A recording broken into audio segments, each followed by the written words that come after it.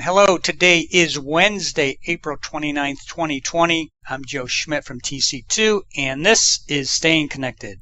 On today's podcast, I'm joined by Andrew Brown, the managing partner of LB3 and the chairman of TC2. This is going to be a two-part podcast series where we're going to take a look at how the global pandemic is impacting enterprise networks and float some ideas on what you might want to be doing with your service providers and contracts. Andrew, thanks for joining me. So how are you finding this new normal?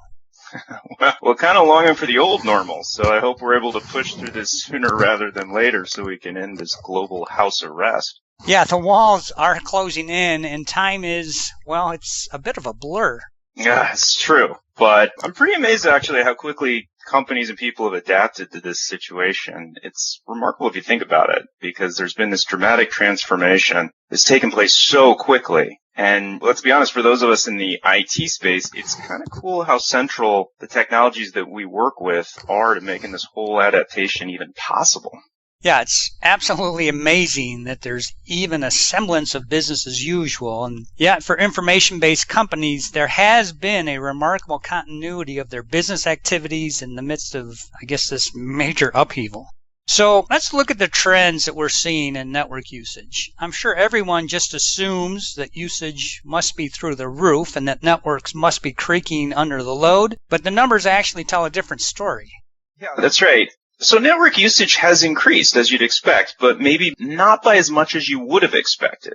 So to some degree, the volume of traffic overall hasn't changed all that much, but the allocation of traffic has changed pretty dramatically as people, the global workforce really, is completely displaced, basically to houses and apartments. And the network has held up pretty well. We aren't hearing about major issues or outages in backbone networks, which are generally pretty resilient. The access networks, particularly those that were used mostly for consumer-focused traffic, have definitely shown increase in usages and shifts in peak hour usage. But again, maybe not quite as much as you'd expect. Numbers like 25 and 30% increases from those endpoints, but, not 75 to 100%. And all things considered, those also have held up pretty well, been relatively stable, which has been kind of a saving grace for the enterprise world right now.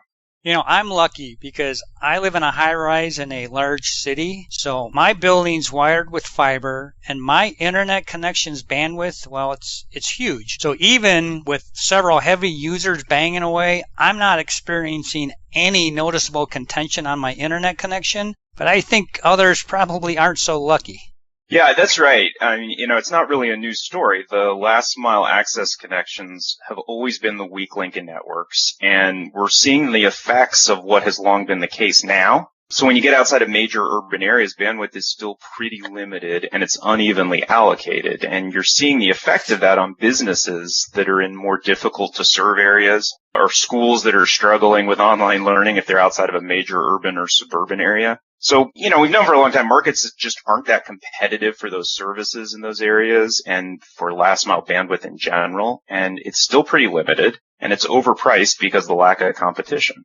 Like you said, that's long been an issue for consumers, and now it's having a direct impact on businesses. Yeah, exactly. I mean, all of a sudden those connections are your enterprise connections for your employees. And companies really just have no idea what they're getting or what they might be missing. Most enterprises don't negotiate or pay directly for employee broadband access in work from home situations. Those connections don't have guaranteed connection speeds or SLAs or anything like that. There's a product you might remember from AT&T called Anira. It's a remote access VPN product, theoretically kind of a plug and play deal that's still in use, but it kind of dropped off the radar for a lot of companies. And I saw this statistic that Anira usage was up by something like 700% last month. So big shift to the old in the way that people are connecting with their network. And for companies that haven't invested that much into their VPNs or sized them for this kind of dislocation, they faced a real surprise when everyone started logging in during business hours from home. Most VPNs just weren't designed for 100% work from home usage. Yeah, that's exactly right. Now, early in my career, I did network access sizing for IBM's remote access solution. And what you do is you design for a grade of service for the peak busy hour. And that assumes, as you say, that not everyone in the world is accessing the network at the same time. So really, normal design principles, they aren't working in this environment. Yeah, it was the old story about how the network for phone wasn't designed for Mother's Day. And I'm sure back in the days when you were doing that kind of work, wireless access wasn't even a consideration. But today it dominates how many people access the network, which raises additional issues for companies. So we have clients whose employees either don't want to use their home broadband for work, or that they don't have much bandwidth or whatever it is, and they'll turn to their corporate wireless device and use it as a wireless hotspot, which, again, depending on where you are, can be a great alternative to maybe a lousy wireline broadband connection. But when employees do that, all of a sudden they are dramatically increasing their data usage. And under normal circumstances, we always say unlimited data plans on corporate responsibility wireless units, that's just a waste of money because usage usually falls way below those caps. Yeah, but these are normal circumstances, and employees using corporate-provided devices and plans for remote access, they can chew through data and bust through those data caps. And that means overage charges, and those really can add up quickly. Exactly. And that's something enterprises really shouldn't have to worry about or pay at this time. I mean, remember, data caps and overage charges are just a vendor pricing scheme. It's really not a network capacity issue. And many wireless agreements already have overage waiver pools or pooling of data. But if yours doesn't, you really ought to engage with your wireless providers to reduce or waive any of those kinds of charges. It's just unseemly and inappropriate for those providers to be imposing those charges at all, but particularly right now. And you do need to take a look at those unlimited plans if you're experiencing performance issues. Now, what's likely happening is that the service providers are throttling the speed when you use more than a certain amount of data in a month. Now, some plans, that's as low as 10 gigabytes. Some contracts say that providers may reduce your speed during network congestion. Others say that they will reduce your speed when you exceed the threshold. So regardless, it's worth looking into to decide if you need to take some action with your service providers. Now, Andrew, you and I were talking earlier about another unexpected issue that this pandemic raises, and that's the employer responsibility for their employees' home broadband service. Yeah, this is one of those issues that comes up from time to time, and it's most commonly raised in the context of wireless services, which you were just talking about. It's long been an issue about whether a company that requires its employees to use a wireless phone for that employee's work is responsible for paying for that phone and that usage, at least respect to the work part, or whether a wireless phone is just something someone has, like a suit or a briefcase that they just wear or bring to work. Back when you were sizing networks for IBM and you actually wore a suit and carried a briefcase.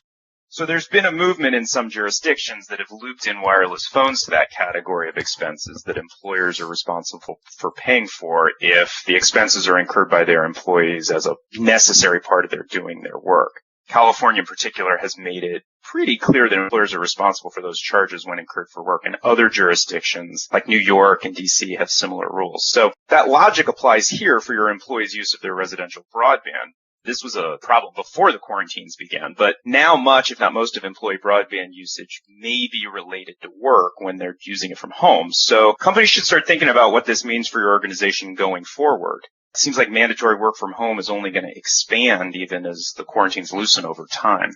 Yeah, that's an interesting effect of this situation. Let's end this part one at this point and pick up part two, where we can talk about a lot of the other issues that enterprises are facing, things as they relate to their contracts and what you probably want to be looking at from a sourcing perspective. In the meantime, if you do want to discuss how this global pandemic might be impacting your ICT deals, or if you have other ICT requirements that you'd like to discuss, please contact Andrew, me, or any of our LB3 and TC2 colleagues by giving us a call or sending us an email. You can also stay current by checking out our websites, subscribing to Staying Connected, or by following us on LinkedIn.